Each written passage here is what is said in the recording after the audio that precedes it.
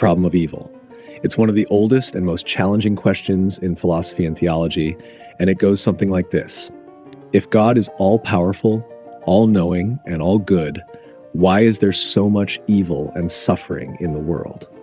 This isn't just a puzzle for scholars to ponder in their ivory towers. It's a question that hits at the very heart of human experience. We see suffering all around us, natural disasters, diseases, wars, and personal tragedies. And if you're someone who believes in a benevolent, omnipotent deity, reconciling these realities with that belief is not just a theoretical exercise, it's deeply personal and, quite frankly, really tough. Now, philosophers and theologians have been wrestling with this for centuries, and they've come up with a few ideas to try and make sense of it all. Let's start with the free will defense. This one's pretty popular. The basic idea is that God allows evil to exist because it's a necessary consequence of giving humans free will. In other words, if we're truly free to make our own choices, then some people are inevitably going to choose to do bad things. And sure, this makes a certain amount of sense. Free will is important, right? It's what makes love real, what makes our moral choices meaningful. But here's where it gets tricky. If God is omnipotent and omniscient, couldn't He have created a world where people freely choose good every time?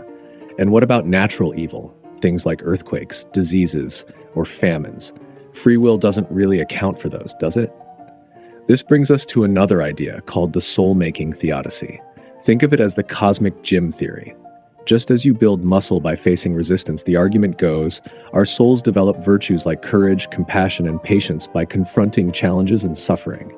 So evil and suffering are seen as necessary conditions for spiritual growth. It's like life is a big training ground for our souls. But again, we run into some problems here. Does every instance of suffering really contribute to some greater good? Is there any meaningful soul-making happening when a child dies from a preventable disease or when a natural disaster wipes out an entire community? The soul-making theodicy can feel pretty hollow in the face of such intense, seemingly pointless suffering. Then there's the greater good defense. This one says that all the evil and suffering we see is somehow part of a divine plan to bring about a greater good that we just can't comprehend. It's kind of like saying, trust me, there's a reason for all this, even if you can't see it.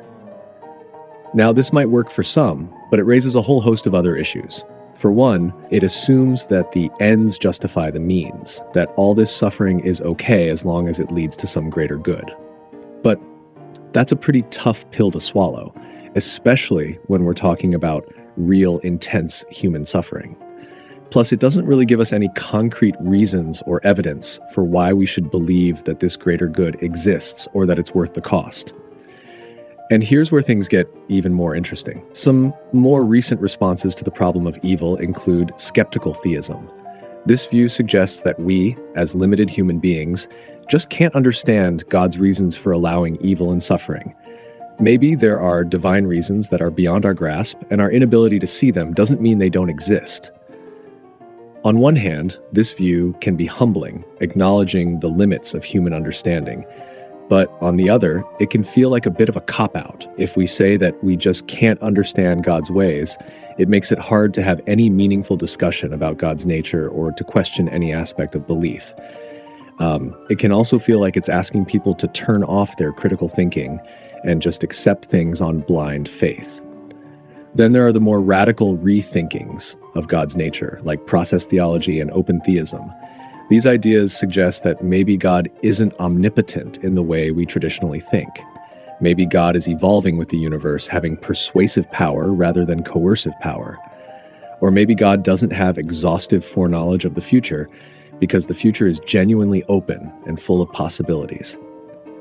These ideas try to offer a new way of thinking about God that makes more sense of the world we see. But they're a big shift away from traditional views of God, and not everyone is ready to go there. So where does this leave us? The problem of evil remains a deeply challenging issue. It doesn't have a simple answer, and maybe it never will. Some people find the various theodicies compelling, or at least partially satisfying. Others see them as ultimately unconvincing, feeling that the existence of so much seemingly pointless suffering is incompatible with belief in a benevolent, omnipotent God. Still, Others might be drawn to more unorthodox views of God that allow for a different kind of relationship between divinity and the world. And some might even find themselves doubting or rejecting the idea of God altogether because of the problem of evil. But here's the thing. Grappling with the problem of evil isn't just about finding the right answer. It's also about engaging with some of the deepest questions about what it means to be human, what it means to suffer, and what it means to hope. It's about asking tough questions and being willing to sit with the discomfort that comes with not having all the answers. And maybe in that process, we come to a deeper understanding of ourselves and our place in the world. So, whether you're a believer, a skeptic, or somewhere in between, the problem of evil invites all of us to think more deeply about the nature of reality, the mystery of existence, and the enduring quest for meaning in a world that can often feel inexplicably harsh and beautiful all at once.